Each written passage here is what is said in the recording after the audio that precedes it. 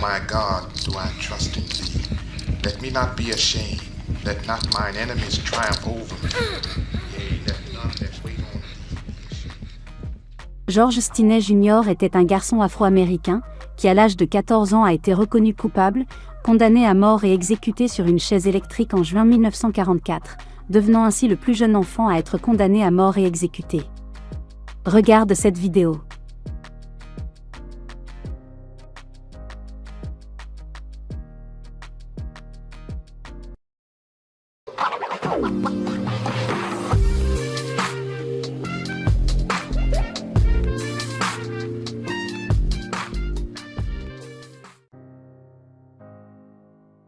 En 1944, George Stinney vivait à Alcolu, en Caroline du Sud avec sa famille.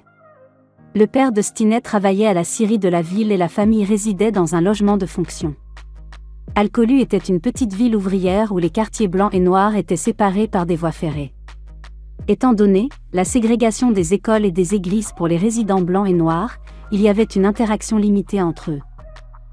Le jour du 23 mars 1944, les corps de deux jeunes filles, Betty June Biniquet et Mary Emma Thames ont été retrouvés dans un fossé du côté afro-américain après que les filles ne soient pas rentrées chez elles la nuit précédente. Les filles avaient été battues avec une arme, diversement signalée comme un morceau de métal contondant ou une pointe de chemin de fer. Les filles ont été vues pour la dernière fois à bicyclette à la recherche de fleurs.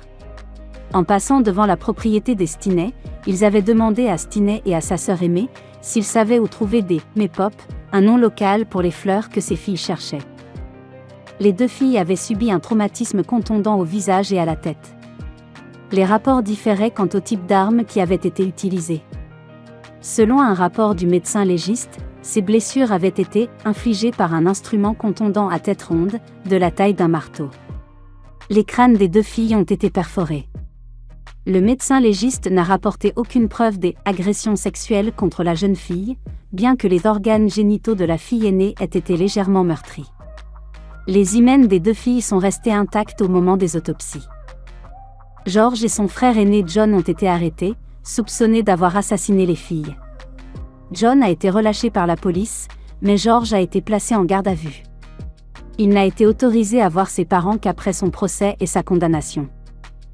Après l'arrestation de Stinney, son père a été licencié de son travail à la scierie locale et la famille Stinney a dû immédiatement quitter le logement de l'entreprise. La famille craignait pour sa sécurité. Les parents de Stinney ne l'ont plus revu avant le procès.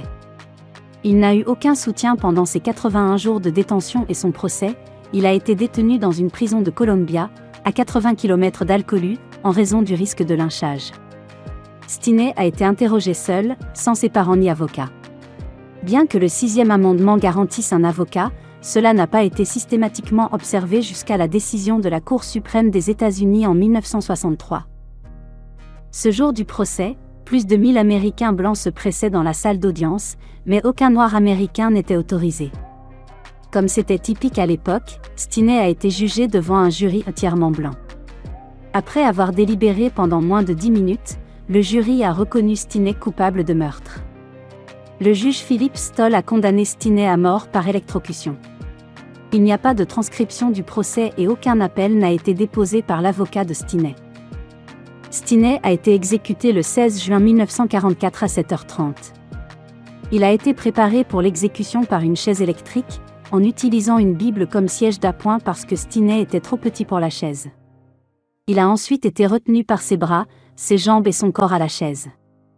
Un officier a demandé à George s'il avait un dernier mot à dire avant l'exécution, mais il a seulement secoué la tête. Le bourreau a tiré une sangle de la chaise et l'a placée sur la bouche de George, le faisant fondre en larmes, puis il a placé le masque facial sur son visage, ce qui ne lui convenait pas alors qu'il continuait à sangloter. Lorsque l'électricité mortelle a été appliquée, le masque a glissé, révélant des larmes coulant sur le visage de Stinney. Il a été enterré dans une tombe anonyme à Crowley. En décembre 2014, soit 70 ans après l'exécution, à la suite notamment de recherches faites par un historien local, l'affaire est réexaminée lors d'un procès en annulation introduit notamment par la sœur de George Stinney. Au cours de ce procès, la juge Carmen Mullen déclare que Stinney pourrait bien avoir commis ce crime mais que sa décision porterait sur la question de savoir s'il avait bénéficié d'un procès équitable. Pointant les multiples anomalies du procès et estimant que ses aveux avaient probablement été forcés et étaient irrecevables, la juge Mullen annule le jugement ayant condamné George Stinney, estimant que ses droits avaient été bafoués lors de son procès et qu'il n'avait pas pu avoir une défense équitable. Elle conclut également que l'exécution d'un jeune homme de 14 ans constitue une peine cruelle et inhabituelle et que son avocat, ni ne l'avait appelé à témoigner, ni n'avait préservé ses droits d'appel.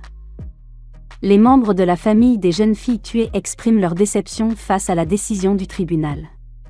Bien qu'ils désapprouvent l'exécution de Stinney à l'âge de 14 ans, ils n'ont jamais douté de sa culpabilité, malgré la confession de culpabilité d'un tiers sur son lit de mort, laquelle n'a jamais été étayée selon eux. Merci d'avoir été attentif à cette vidéo. Veuillez nous laisser vos réactions en commentaire et surtout veuillez vous abonner si vous découvrez la chaîne pour la première fois. À bientôt.